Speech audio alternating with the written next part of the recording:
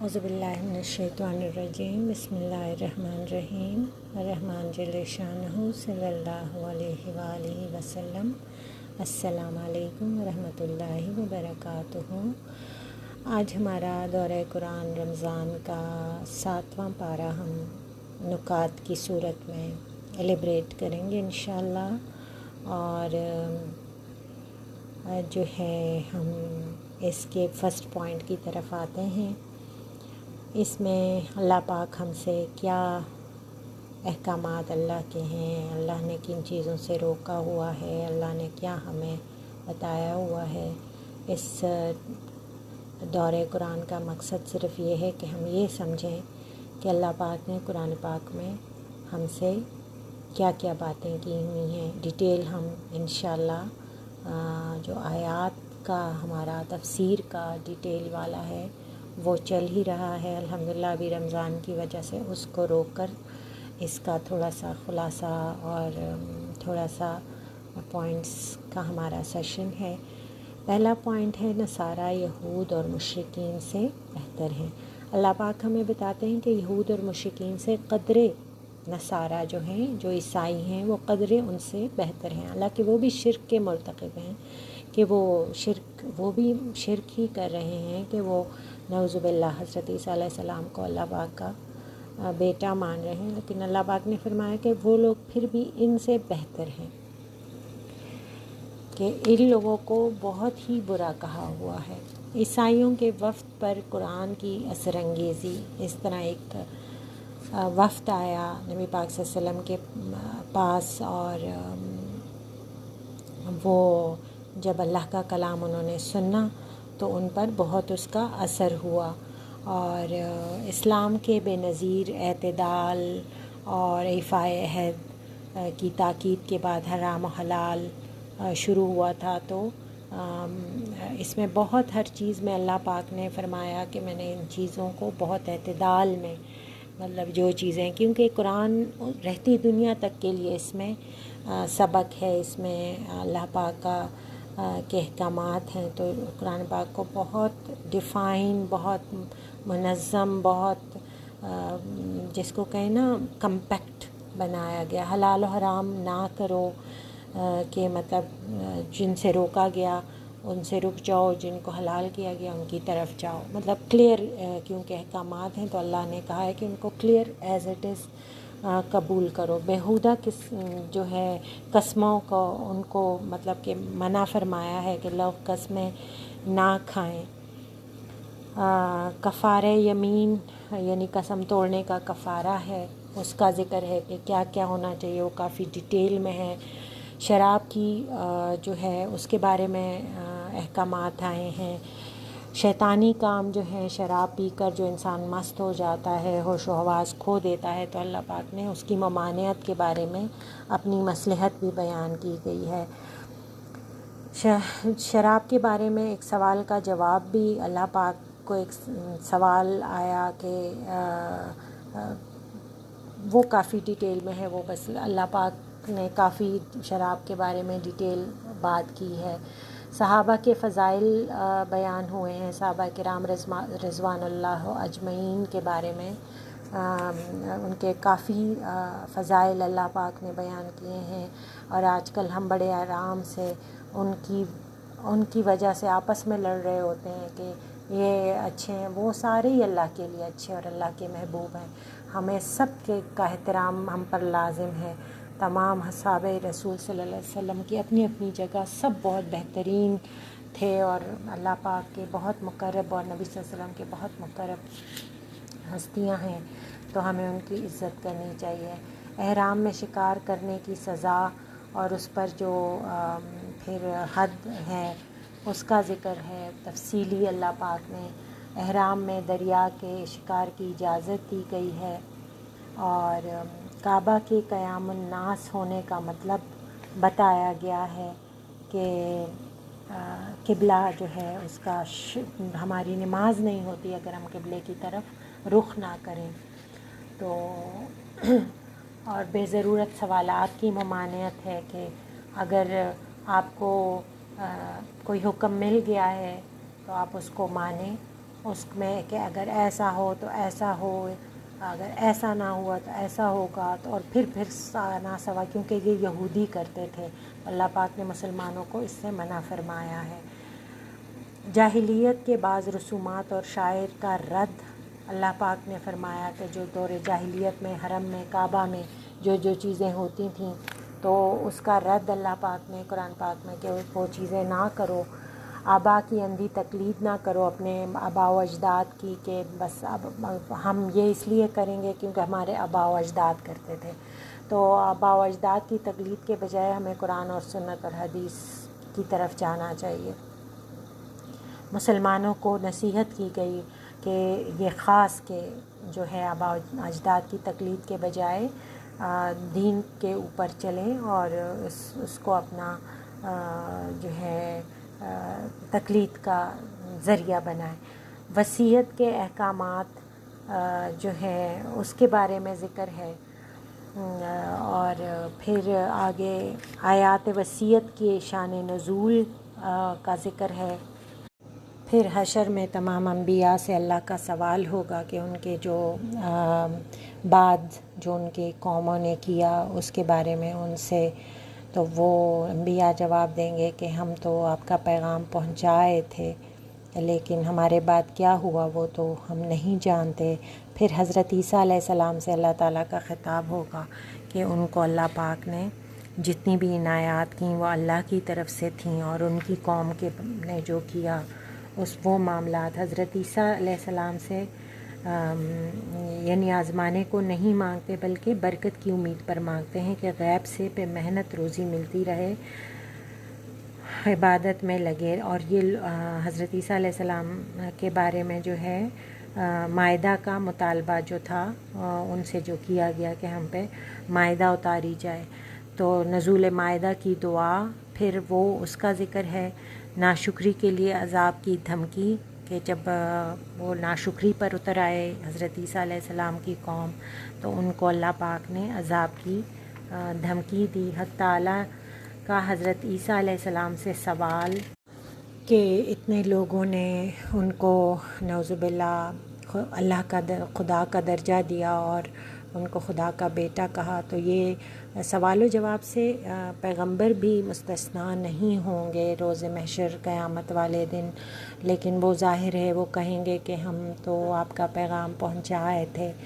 اور پھر آگے حضرت عیسیٰ علیہ السلام پھر اس سوال کا جواب دیتے ہیں کہ میں تو اپنا پیغام پہنچایا تھا، پھر میرے بعد کیا ہوا، تو وہ ان سے استفسار کریں گے۔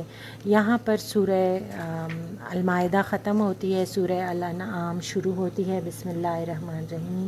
سورہ انعام کا نزول یہ مکی صورت ہے، اور پھر بعد میں توحید کے دلائل اور تخلیق کائنات کا ذکر ہے کہ اللہ پاک نے تخلیق کائنات کس طرح کی، اور اللہ پاک کی وحدانیت کا ذکر ہے۔ تخلیق انسانی کا ذکر ہے کہ انسان کو اللہ پاک نے کس طرح پیدا کیا، اللہ کی قدرت اور علم کا بیان ہے کہ اللہ پاک کہاں کہاں اللہ پاک کی قدرت اور شان ہے اور ان کا علم کس حد تک ہے، اور پھر جو اس کا رد کرنے والے ہیں ان تمام چیزوں کا، ان کا انجام اللہ پاک نے ظاہر فرمایا۔ عاد و سمود کی ہلاکت اور ان پہ عذاب کا ذکر فرمایا کہ اگر کوئی نہیں مانے گا تو ان کا انجام بھی اللہ پاک نے کیا۔ پہلے قوم اور آج تحقیق نے ہمیں ان کے جو آثار ملے ہیں تو قرآن کی ایک ایک بات حق ثابت ہوئی ہے۔ مشرکین مکہ کی قرآن پر شبہات جب وہ کرتے تھے تو اس کا جو ہے فرشتہ، انہوں نے مطالبہ کیا کہ فرشتہ بھیجیں۔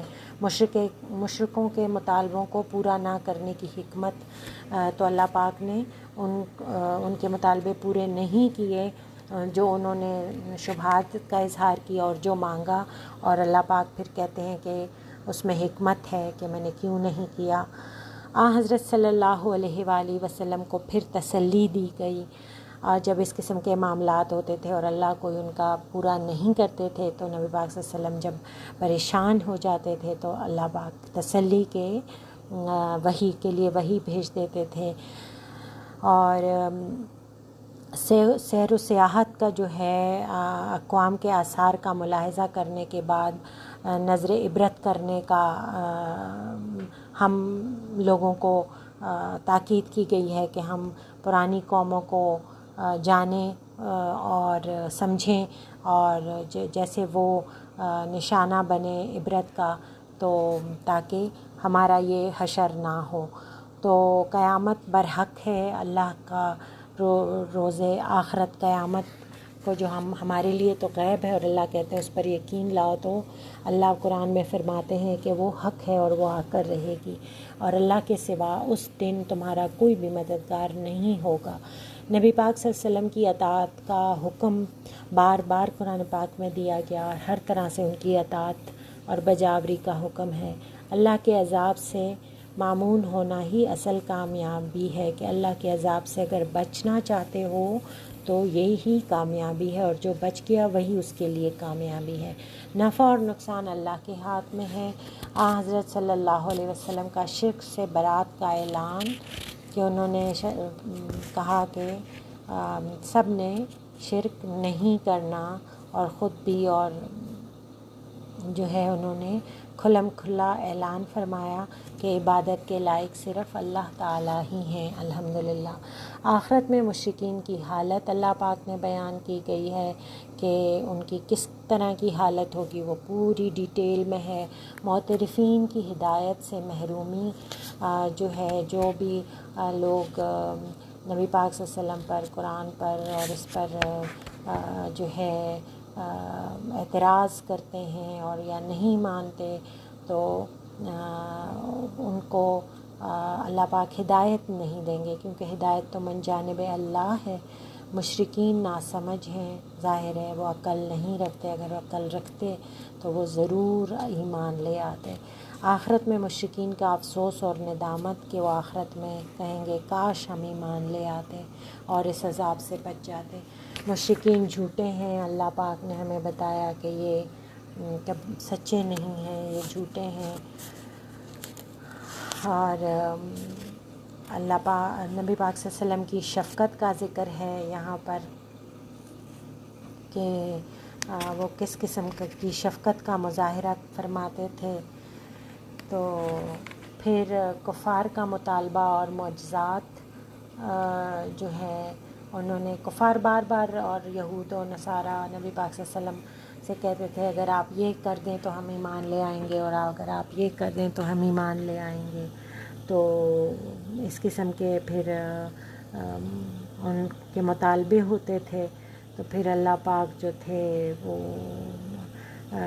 معجزات، کبھی اپنی حکمت ان کی ہوتی تھی، کبھی معجزہ دکھا دیتے تھے، کبھی نہیں دکھاتے تھے۔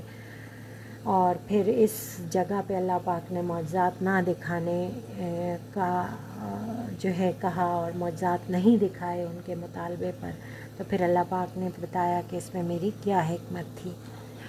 تو یہ ہے، پھر مشرکین مصیبت میں اللہ ہی کو پکارتے ہیں۔ ظاہر ہے جو بھی ہوتے ہیں، وہ چاہے رام کہیں، بھگوان کہیں، جو بھی کہیں، سورج کو جو بھی کہتے ہیں، تو جب وہ مانگتے ہیں تو الٹیمیٹلی ان کو وہ چیزیں تو نہیں پرووائڈ کرتی، دینے والی ذات تو اللہ کی ہے۔ پچھلی امتوں کا انجام جو ہے، اللہ پاک نے قرآن پاک میں کافی ساری قوموں کا انجام بتایا، اور جو آج ریسرچ اور سائنس نے پروف کر دیا کہ ہاں ایسا ہوا تھا، اور آرکیالوجسٹ نے جب نکالی وہ باقیات تو وہ سچ ثابت ہوا سارا کچھ۔ منصب رسالت کی حقیقت جو ہے وہ اشکار کی گئی ہے، اور اس کی جو ہے عظمت بیان کی گئی ہے۔ نبی اور غیر نبی کا فرق بتایا گیا تمام انسانیت کو، کہ نبی کون ہوتے ہیں اور غیر نبی کون ہوتے ہیں۔ اس لیے، اور نبی پاک صلی اللہ علیہ وسلم پہ چونکہ نبوت کا سلسلہ ختم ہو گیا، تو سب کے لیے اس میں ایک لیسن ہے۔ مومنین کے لیے خوشخبری ہے دنیا آخرت میں، مشرکین کو کے لیے تباہی ہے۔ دنیا آخرت میں عذاب دینا اور فیصلہ کرنا رسولوں کا کام نہیں، رسول جو ہیں وہ بس اللہ کا پیغام پہنچاتے ہیں، اور باقی ہدایت اور جزا اور سزا سب اللہ کا کام ہے۔ اللہ کا علم ازلی اور لوح محفوظ میں ہے۔ اللہ کا علم جو ہے وہ کبھی نہ ختم ہونے والا اور ظاہر باطن ہر چیز سے واقف، آگے پیچھے سب معاملات اللہ کو پتہ ہیں، اللہ کو خبر ہے، اور اللہ پاک نے تمام معاملات ہمارے دنیا کے بھی پیدا ہونے سے پہلے لوح محفوظ میں لکھ دیے ہوئے ہیں، کیونکہ اللہ پاک زمان و مکان سے کی قید ان کے لیے نہیں ہے۔ معاد کا بیان، یعنی شب میں سوتے وقت ظاہری احساس اور شعور باقی نہیں رہتا، تو اس کا بیان ہے، اور اعمال کی نگرانی کہ اللہ پاک اگر ہم سو رہے ہوں، جاگ رہے ہوں، جو بھی ہمارے اعمال ہیں اس کی نگرانی کی جاتی ہے فرشتوں کے ذریعے۔ مشرکین اور اللہ خود بھی نگران ہے ہم پر۔ مشرکین کی ناشکری کا ذکر ہے، اور پچھلی امتوں اور اس امت کے عذاب میں فرق، کہ اللہ پاک نے اگر امت محمدیہ اللہ کی محبوب امت ہے تو اس میں فرق کا بھی اللہ پاک نے ذکر فرمایا ہے کہ اللہ پاک کس طرح کا عذاب لائیں گے اور کس طرح نہیں لائیں گے۔ اور مذاق کرنے والوں کے ساتھ مت بیٹھو جو سارا وقت نکتہ چینی، لعن طعن، استہزاء، مذاق، ایسی مجلسوں میں بیٹھنے سے اللہ پاک نے منع فرمایا ہے۔ مسلمان کی شان کیا ہے، اسے کیا کرنا چاہیے جو اس کی شان کے مناسب ہو، اور کیا نہیں کرنا چاہیے جو اس کو جو ہے حقیر کر دے، رسوا کر دے۔ حضرت ابراہیم علیہ السلام کا ایک واقعہ ہے، اس کا ذکر ہے۔ حضرت ابراہیم علیہ السلام کو کائنات کے عجائبات کا علم تھا، تو اس لیے وہ ہر چیز پر غور کرتے اور پھر کہتے کہ نہیں، یہ تو اللہ نہیں ہو سکتے۔ تو اور حضرت ابراہیم علیہ السلام کا نجوم سے توحید پر استدلال، کہ جب آسمان کو دیکھا، سورج کو دیکھا، چاند تاروں کو دیکھا، جو لوگ ان کو پوچھتے تھے تو انہوں نے اس سے بیزاری کا اظہار کیا۔ ظلم اور شرک جو ہے، اس کی تفسیر بیان کی گئی ہے کہ ظلم کیا ہے، شرک کیا ہے، اور جو بھی شرک کرتا ہے وہ بیسیکلی اپنے ساتھ ظلم ہی کرتا ہے۔ انبیاء علیہ السلام کا تذکرہ ہے، اور یہاں پر تمام انبیاء کا طریقہ ایک ہی ہے، کیونکہ وہ حق کا پیغام ہی لے کر آئے، اللہ کی وحدانیت کا اقرار ہی لے کر آئے۔ کفار کا نزول وحی سے انکار، کیونکہ وہ تو مانتے ہی نہیں ہیں اس چیز کو۔ تورات کے وجود سے استدلال، کہ ہمیں جو ہے تورات اور ان کتابوں سے بھی اللہ کی بڑائی اور اللہ کی وحدانیت کا اقرار ملتا ہے۔ اچھا، آگے ظالموں پر موت کی سخت ہوگی، اور ایمان والوں پر اللہ نے آسانی فرمائی۔ آخرت میں کفار کا کیا حال ہوگا، وہ ذکر ہے۔ توحید کے دلائل جو ہیں، توحید کے حق میں جو دلائل اللہ پاک نے اتارے ہیں، اور جن کو ہمیں بھی اگر کسی سے ہمارا ہو مکالمہ کسی غیر مسلم سے، تو ہمیں پتہ ہونا چاہیے۔ نجوم کے راستوں کا علم، کہ نجوم سے ہمیں صرف اپنے راستوں کی پہچان، جیسے قطب نما وغیرہ ہے، راستہ معلوم کرنا چاہیے۔ اس میں کوئی علم سے جو ہے اللہ پاک نے، کہ اس میں کوئی علم نہیں، اور اللہ پاک نے اس علم کو فریب قرار دیا ہے، غلط قرار دیا ہے۔ انسانوں کے ٹھکانے، مستقر کا ذکر ہے، ٹھہرنے کی جگہ جیسے ٹھکانہ کہا گیا ہے، کہ جو ہے جنت جو ہے وہ ہمارے مستقل ٹھکانہ، جو مومنین کا مستقل ٹھکانہ ہے وہ جنت ہے، اور دنیا جو ہے یہ صرف تھوڑی سی دیر کے لیے ہے۔ انسان کی جسمانی اور روحانی کفالت کا ذکر ہے، اور کہ جسمانی جو کفالت ہے غذاؤں سے ہوتی ہے، اور آسمان سے پانی برستا ہے، اور اللہ کا جو سارا سسٹم ہے، اور روحانی جو ہے وہ ذکر اذکار سے، اللہ کی عبادت سے، قرب سے۔ جو بھی غیر اللہ کی عبادت کرتے ہیں تو وہ شیاطین کو جو ہے شریک ٹھہراتے ہیں، اس کا یہ مطلب ہوگا، تو اللہ پاک نے اس سے بھی منع فرمایا ہے۔ اللہ جو ہے، اللہ کا کوئی شریک نہیں، اللہ وحدہ لا شریک ہے، تو اس کا ذکر ہے۔ پھر جو ہے رؤیت باری تعالیٰ اللہ جل شانہ کا ذکر ہے کہ جن کو کوئی آنکھ نہیں دیکھ سکتی، اور اللہ نور ہے، اور اس پہ کافی احادیث اور کافی حضرت موسیٰ علیہ السلام کا قصہ اور کافی ساری چیزیں اس پہ ملتی ہیں۔ انشاءاللہ ہم ڈیٹیل تشریح میں اس کا ذکر کریں گے۔ دوسروں کے معبودوں کو برا نہ کہو، یعنی تم تبلیغ و نصیحت کر کے اپنے فرض سے سبکدوش ہو چکے ہو۔ اب جو کفر و شرک یہ لوگ کریں گے اس کے ذمہ دار وہ خود ہیں۔ تو بس ہمیں چاہیے کہ ہم اپنے اللہ کے ساتھ لو لگا لیں اور اللہ کو ایک مانیں اور اللہ کی رضا میں راضی رہیں، اور جب ہم تبلیغ کا کام انجام دیں تو جو ہے یہ دنیا چونکہ دارالامتحان ہے تو ہمیں تبلیغ جاری رکھنی چاہیے، اللہ کا نور، اللہ کا کلام لوگوں تک پہنچانا چاہیے۔ اور جب ہم ڈائریکٹ ان کے اس کو برا کہیں گے تو اس سے یہ ہوتا ہے کہ ان کو فوراً نیگیٹو ہو جائیں گے یا اوفینسو ہو جائیں گے۔ تو ہمیں کوشش کرنی چاہیے کہ ہم پیغام پہنچائیں تو طریقے سلیقے سے پہنچائیں تاکہ ان کا جو ہے دل نرم ہو کر وہ دین کی طرف آئیں۔ فرمائشی معجزات کا مطالبہ اور اس کا جواب کہ وہ جو کہتے تھے ایسا کر دو تو ہم ایمان لے آئیں گے، ایسا کر دو، تو اللہ پاک نے ان کے مطالبے نہیں مانے اور اس کا جواب دیا کہ جو ہے ایسے نہیں ہے، اگر ایمان لانا ہے تو لے آؤ، اگر سمجھتے ہو تو اللہ جن کو ہدایت دیتا ہے اول ہی حق سن کر انصاف سے قبول کرتے ہیں، اور جس نے پہلی ہی ضد کی اگر نشانیاں بھی دیکھے تو کچھ ہیلا بنا ہی لیں گے۔ تو اللہ پاک نے کہا کہ میں جانتا ہوں کہ انہوں نے، جس نے اسلام قبول کرنا ہوگا، جس نے اللہ کو ماننا ہوگا وہ بغیر نشانیوں کے بھی کر لے گا، جس نے نہیں ماننا ہوگا وہ دیکھ کر بھی، اور اس کی مثال ہمارے پاس یہود کی ہے کہ جو دیکھ کر بھی مکر جاتے تھے۔ تو یہاں ہمارا یہ آج کا پارہ اختتام کو پہنچا۔ ابھی ایک حدیث پاک صلی اللہ علیہ وسلم رمضان کے حوالے سے رسول پاک صلی اللہ علیہ وسلم نے فرمایا جس نے کسی روزہ دار کو افطار کرایا تو اسے بھی اس کے برابر ثواب ملے گا، بغیر اس کے کہ روزہ دار کے ثواب میں ذرا برابر بھی کمی نہیں کی جائے گی۔ تو یہ آج کا ہمارا ختم ہوا پارہ، اور امید ہے کہ سب خیر و عافیت سے ہوں گے اور اپنے رمضان کو انجوائے کر رہے ہوں گے اور اللہ کی رحمتیں اور برکتیں سمیٹ رہے ہوں گے انشاءاللہ۔